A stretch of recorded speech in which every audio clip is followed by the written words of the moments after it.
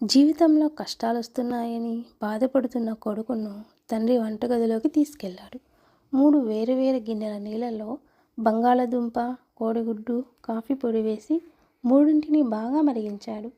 కొద్దిసేపటి తర్వాత నీళ్ళలో నుంచి వాటిని బయటికి తీసి వీటిలో ఏం మార్పు వచ్చిందో చూడు అన్నాడు.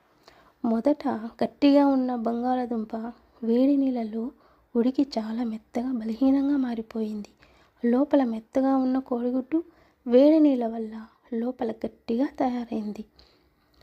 కానీ కాఫీ పొడి మాత్రం చాలా ప్రత్యేకమైనది.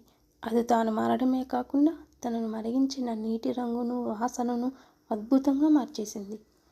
అప్పుడు తండ్రి కొడుకుతో, సమస్యలు, కష్టాలు అందరికీ ఒకేలా వస్తాయిరా, కానీ దానికి నువ్వు ఎలా స్పందిస్తున్నావు అనేది ముఖ్యమని చెప్పాడు.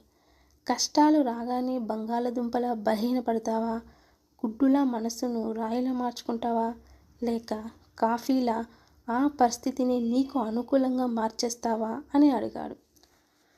కష్టాలు మనల్ని నాశనం చేయడానికి రావు, మనలోని అసలైన సామర్థ్యాన్ని బయటకు తేవడానికి వస్తాయి.